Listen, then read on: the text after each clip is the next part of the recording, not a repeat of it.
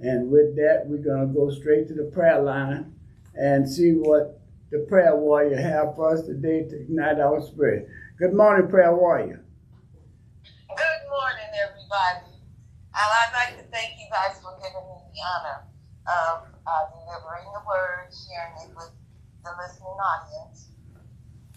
And it begins with, softly I announce my presence. Shimmering hues of radiance tap gently at your consciousness, seeking entrance. Though I have all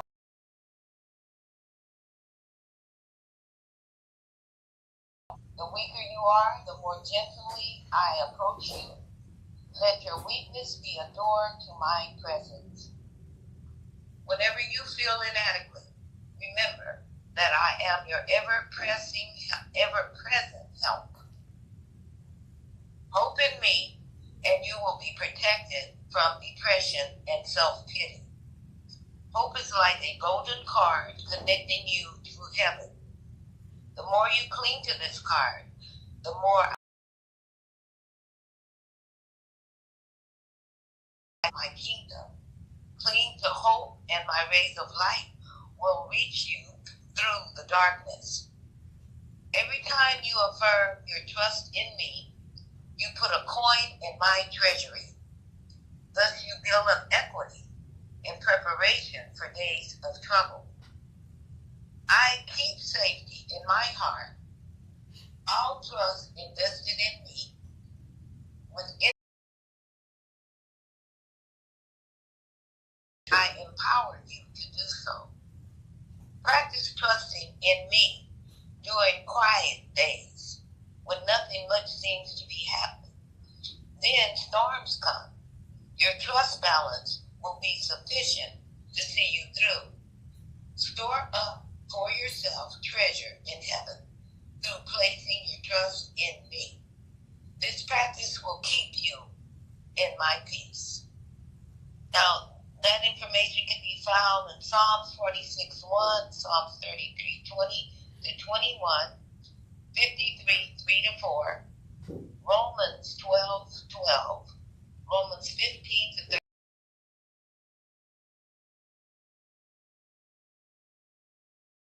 Thank you so much, everybody. I'm your prayer warrior. I'm sorry I'm rude now. All right. Hey, I always love how you ignite our spirit on a Friday, and I'm so glad to be back where everyone could hear the igniting of our spirit on Friday morning. I thank you, love you, and, always stay blessed.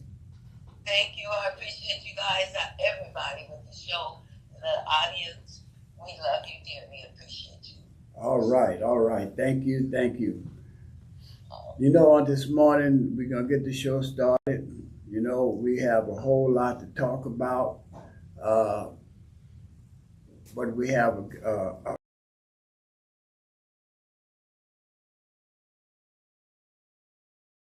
right now, and he's running for the U.S. Congressional District for Congress in District 6.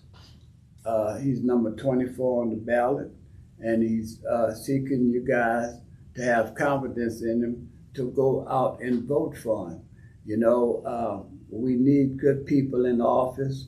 We need people that understand us as a people, and not just black people, but all people, because we're all in this together, whether you want to take it or leave it. We all in this together. Senegal, for having me, and just listening at the beginning, it sounded like you were away for a while, and what a way to start a Friday morning, having me in with you after being absent, and I'm just excited, and I thank you for having me this morning. Well, I appreciate you coming. It was basically a last minute request, and you didn't hesitate to answer those.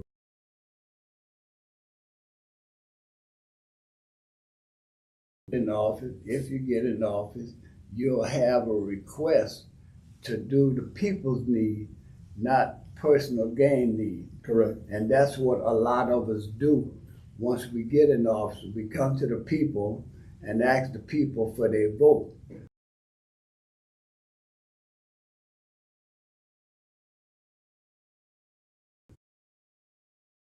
So, with that, I want to give you the opportunity to introduce yourself, tell the listeners what you're doing, how you're doing it, and why you're doing it. Correct. Okay. Well, let me introduce myself. My name is Peter Williams.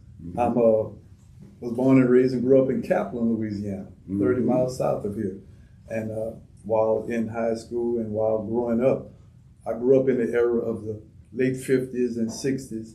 And I came in out of high school in 75, and it was at the end of segregation and the beginning of integration. So the Lord bless, I grew up with a lot of civil rights mentors from Kaplan and Abbeville and Lafayette. And the way I grew up, I saw the need for a civil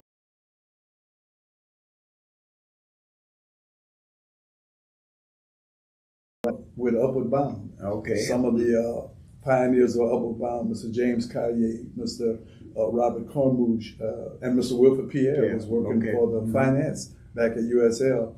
And it did something to me when I came to Lafayette because I saw the progressiveness, I saw the power of unity in Lafayette. And I was sharing with you before we got on air how I used to have to leave from Kaplan to get a bus to Crowley to come to the mall in Lafayette, and everybody wanted to come to Lafayette. I mean, Lafayette was the hub center. It was the hub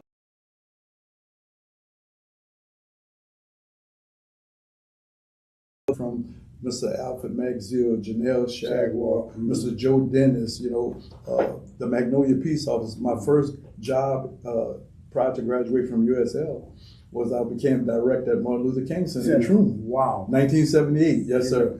So Lafayette is me and I'm Lafayette. And I can appreciate being in this position now to help North Lafayette and the whole city of Lafayette because I saw what it was. Okay. Yes, sir. Okay. Yes, sir. On the phone, hey, Brother Paul out of Lake Charles, can you hear us?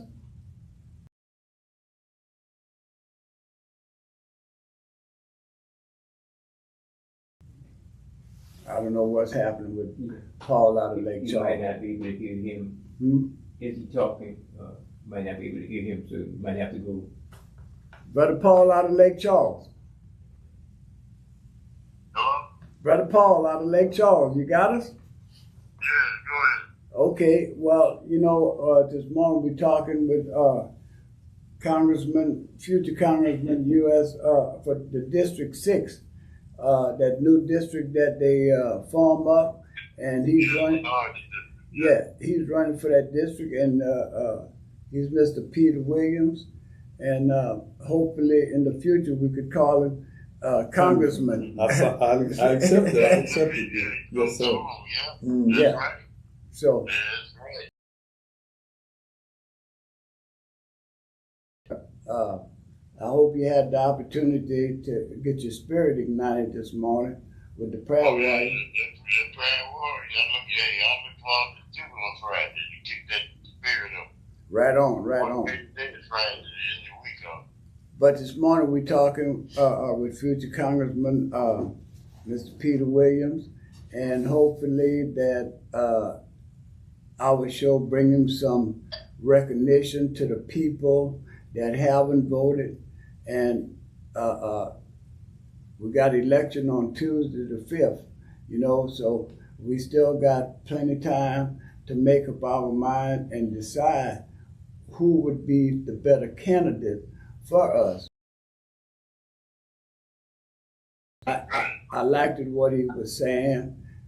He gave me ignition to keep going in my endeavors. Amen. And getting people out to vote, So, and that's exactly right, Brother Wallace. Either choose or lose, because I'm very disappointed in last vote.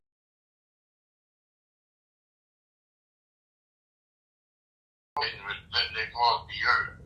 Right. I don't know, but if we throw a French dance, you can't get the dough. Right. You better focus, man. Yes, sir. That's a good party here. I like to pass a good time too, but let's take care of business first. Right. Okay. I Well. really have something to celebrate. This has got serious. Okay, well, listen to his platform and what he have for the future of the district that he's trying to get, which it came up all of a sudden as a minority district. Right, right. You know, you could always call area code 337-347-7236, and he will answer your question, try to answer your question, or just commend him for being the man that he is that want to run to serve the people. Yes. And we'll go back to you. Congratulating him for being that sacrifice. Yes, sir. Stepping out there on faith, and I appreciate you, brother. Well, I appreciate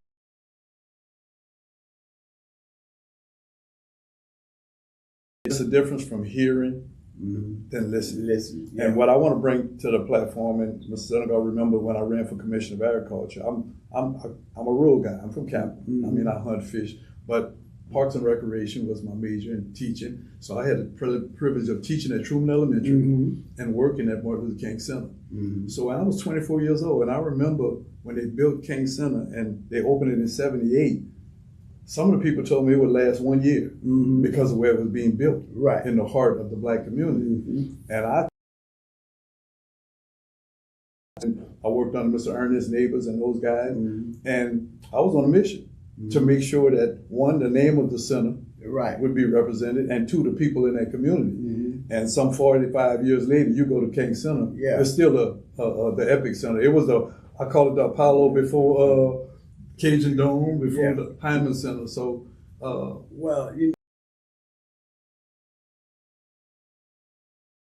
give my disclaimer. This don't reflect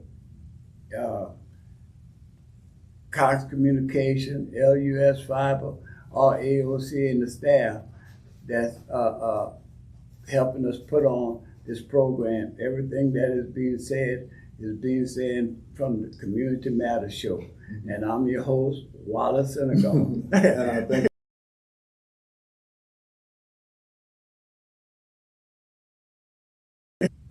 coming here in '76 and growing and learning Lafayette and working with the mentors, some of those that I mentioned.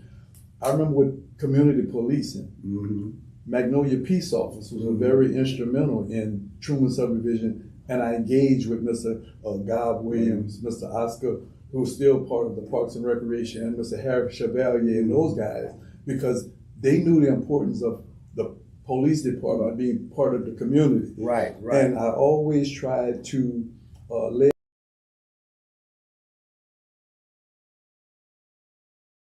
I could come in here and talk all the long words, the big words, but I want to make an impact. And that's how I've always been. My platform now, and the reason I got in the race, Mr. Senegal, I did not see the candidates that was going to be the one to be balanced. Right. Know enough about the district, the rural communities, the urban communities, and have the heart and the mindset to challenge the challenges that we have right now. Yeah. So I grew up in the era of civil rights. I saw mentors knock walls down and rebuild them so we could walk in. So understand the struggles. I don't need to Google it. I saw it. Right. I don't need to ask somebody what they're talking about. I heard it firsthand. So I want to bring that energy. I want to bring that fire. I want to bring the understanding of where we've been as a people and where we need to go. Right. And I want to be the voice. Right. And we've been climbing tall ladders.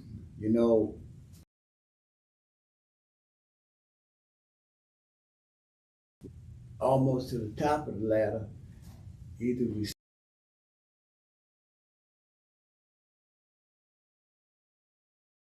they don't leave the goal line where it is for us to get voice, you know? And I years old, it was 57, and I could remember all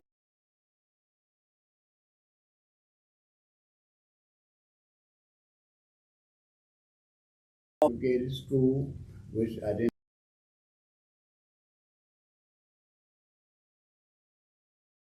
The laws start to change.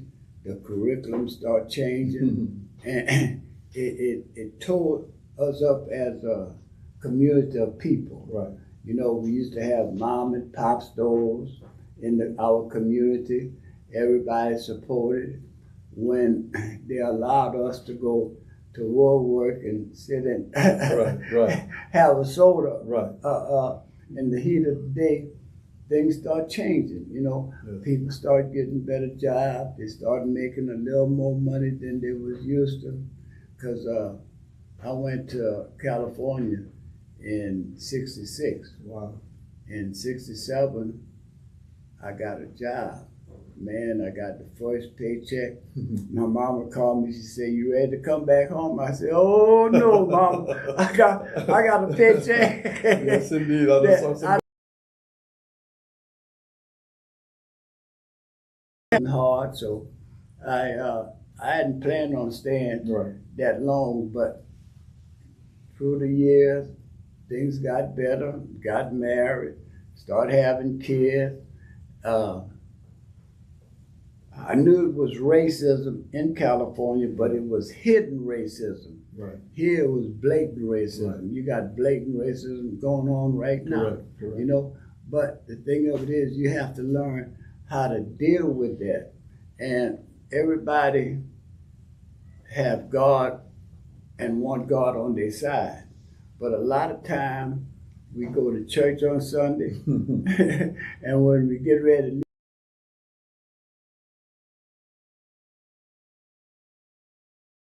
yeah, you know. So we still going through a lot of changes, and we got black elected official, we got white elected official, we got Hispanic elected official, even Asian, you know, elected official.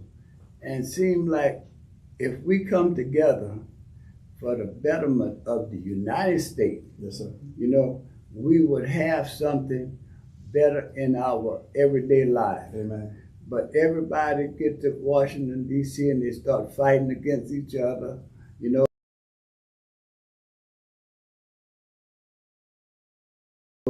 That don't go nowhere, Right. you know. Yes. And the piggyback on what you're saying, you had asked me That's earlier. good, Brother Wallace.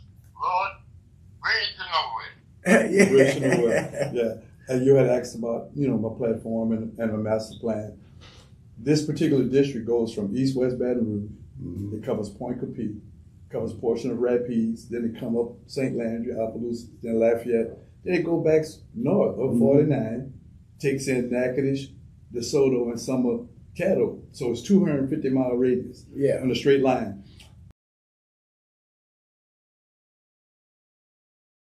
We would have to concentrate on agriculture, health, housing, education, transportation, recreation, and incarceration. Not from the lockup side, but prevention and retention. Mm-hmm. How I would envision working with all the groups from the large perception, I would put a satellite office in each parish. Right.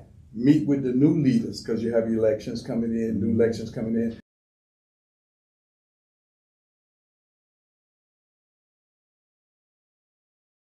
District 6 is brand new. Right. So we have no bar. I want to set the bar. I want to bring the people to the table who have been waiting for a long time for change. Yes, sir. Right. And you know, I'm hearing that a lot of the district, that new district, is gerrymandered, you know, and it being gerrymandered, we are okay, but we are not okay. And it's contradictory, Right. you know. Well, go ahead. And I live in Lafayette and Lafayette Parish. I've been asking for a hospital north of I-10, east of University, west of Louisiana.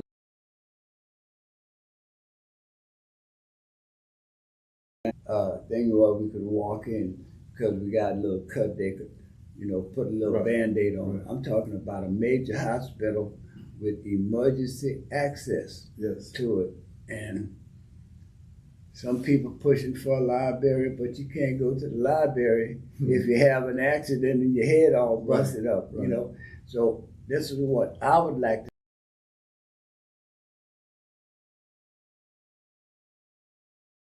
the major hitters and players Right. and the money people. Well, you're talking to him. It start with Washington, D.C. And you have to understand, healthcare is a right. Right. We are not asking for something that's not ours. I remember how many of us how many children were born, how many let me get here. But That was called healthcare is Charity necessary. Hospital. Yes, sir. And we have food deserts. We should not have places where we can't buy groceries in our neighborhood. We have community schools that have closed. And the truth of me is all free. Today we have to understand, North Lafayette didn't get like this by itself. Right. We had elected officials that allowed it to happen like this. And you talked about the ladder.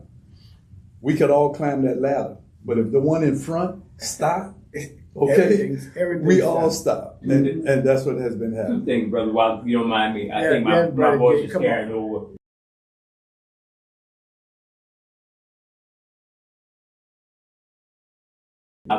I didn't hear him talk about those things. I hear him talk about some generic things that he usually say when you're a perennial candidate, you probably think you have more power than everybody else. Two things, and I think that could be related to Brother Wallace.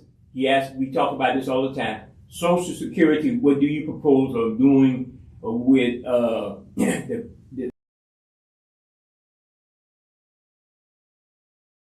Social Security could be solvent, and what you propose to do as a member of Congress. And second, you talked about healthcare issues. You talked about the healthcare issue. How do you feel about keeping the Obamacare, what we call the Affordable Care Act? Those things I think is important in our community. So, Healthcare is paramount. Black families and black communities have always been left out of the prime healthcare sector. One, either we couldn't afford it economically, or two, those that were in charge. The chimpanzees in New Iberia, yeah. they were using black folks. Right. Tuskegee showed us how they were using black folks. Right. So to have that candidate go in Washington, D.C. like myself, and say the Affordable Care Act, which is known as Obamacare sometimes, has to be in place. But also for the other fellas or folks who can afford their own health care, we don't have a problem with that. But health care is a necessity. With Social Security, it's antiquated. The fundamental mechanism that we used to give our Social Security back in the day has not been evaluated. Just like things in the Constitution, they're old, but they expect us to still live it. So to answer your question as far as Social Security, for District 6 and Louisiana, and even the constituents, we have to have a new assessment, cost of living. Yes. See how high it is to cost.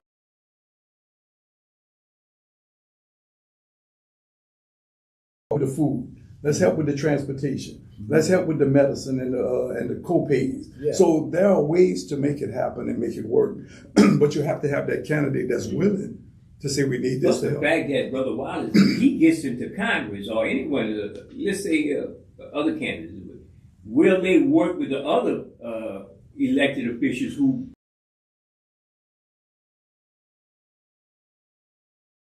this is a candidate like this brother right here? Well, what I'm finding is our people know where we need to go, but we don't have that leader to show them. Right. And I firmly believe that the Lord has prepared me physically, mentally, and spiritually to be the leader for such a time as this.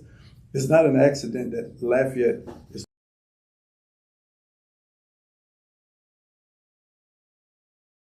engaged with somebody who understands not only Lafayette, but Karen Crow, Sunset, Rain, Opelousas. I was telling the gentleman the other day, I remember coming up, the textile mills, Fruit of the Loom, Gary, we were going to get paychecks. Yeah. Every Friday, Fry, Trappe was open. Yeah. We had the bread factories. So black communities were working. And when we were working, we were going to the credit union, we were going to the banks, we were buying houses, we were buying cars. Yeah. So now from the congressional standpoint, they say, well, Mr. Williams, what District 6 need? We need jobs. Well, how you going to get jobs? We're going to make these manufacturers come back. All of these buildings vacant in North Lafayette, we could retrofit them into factories. Right. Everybody's not.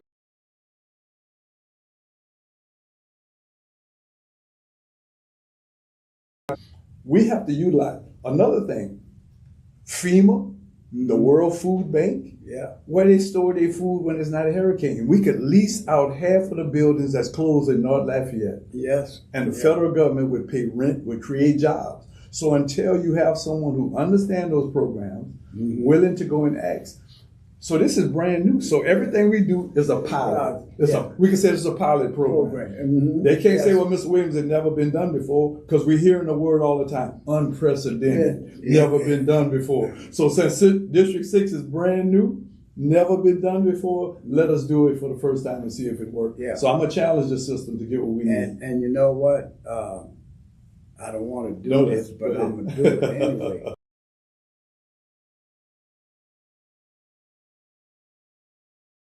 He's getting things done, and that's his wife. That's your wife, you know. And she gonna be able to come in and let everybody see, you know, who she is and how. We've been married 43 years next month, and we dated 5 in college, so we got 48 years on our belt. Well, ain't nothing wrong with that, you know. And I like the way you bring her around, you know what I mean, with you. Because she is almost like a protector of yours. You know, that's what I miss about my wife, when she passed away.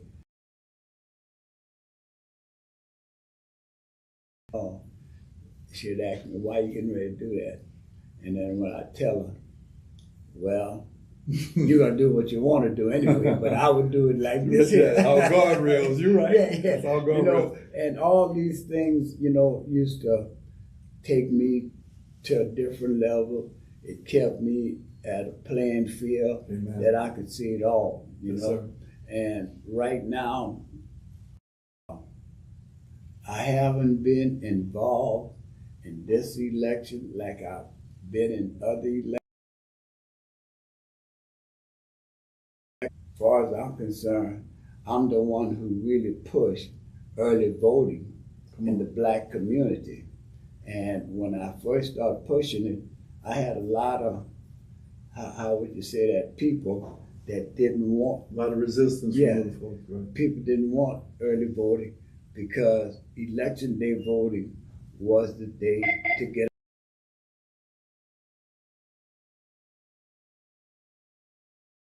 Good morning, caller. Welcome to the Community Matter Show. You got Congressman Mr. Peter Williams on the mic here. So, how we could help you this morning? Good morning, guys. Good morning. Nice show. Like always, I miss y'all since the fiber was off. Are we back on now? Talking about jobs and think, a question, what's a black job? Maybe y'all can answer that. Well, I'm going to turn it over to the congressman because I know what a black job is. I know what a black job is. Yeah. Well, only black people is working. And that was one of the things that was thrown out. But in this day and time, black job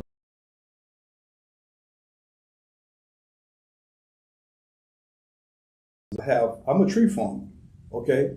I collect acorns and I grow trees for conservation.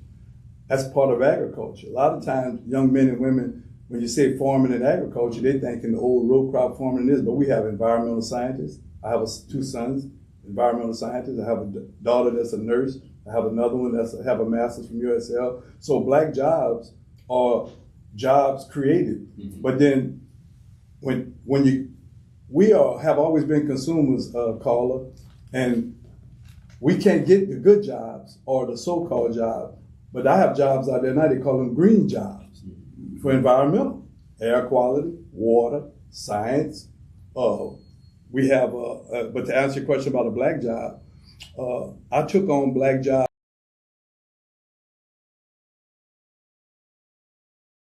when he would work in the neighbor's yard and yards and get paid. Mm-hmm. I remember Dr. King mentioned one time it didn't matter what kind of job you had, but you was the best job. You did the best you can on that job, whether it was a street sweeper or whatever. So the labels of a black job, a white job, a green job,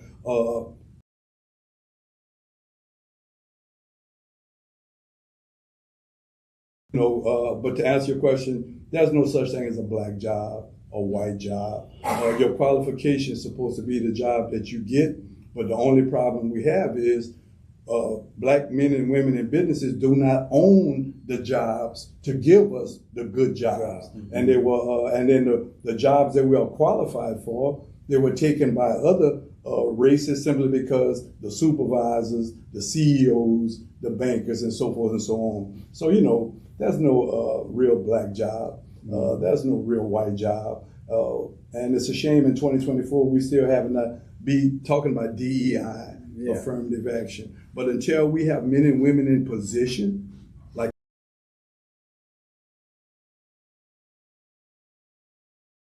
25 to 30% is supposed to be earmarked for black jobs, for minority businesses. So we have to at least do what's on the books to make sure that everybody get a job. And it's supposed to be by qualifications and not by skin. Okay. Yes, sir. Right. But talking about jobs, Elon Musk, I'm scared of him more than I'm scared of Trump because he got the money. There won't be no more overtime. That's what they want to do. And some people live off of overtime. Right.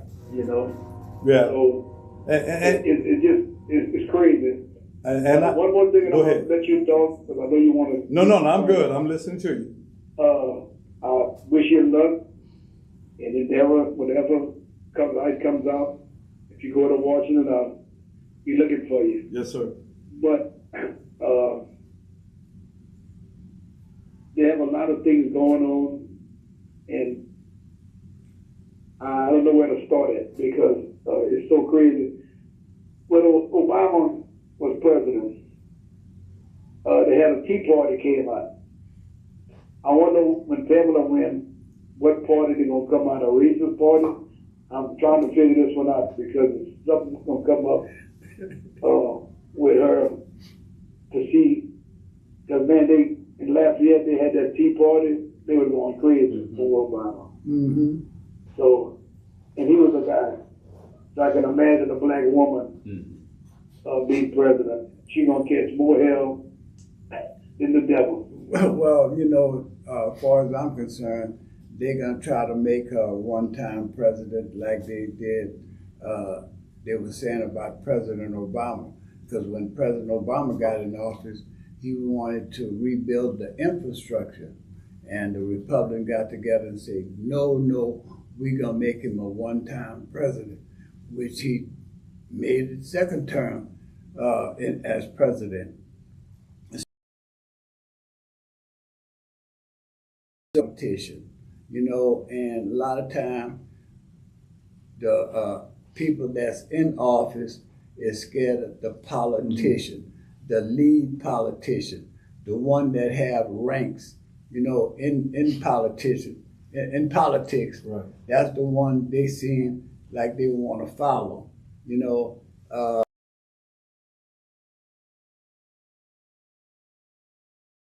all this stuff with the higher politician. And the first thing the lower politician say, oh, he's my friend because I went to his house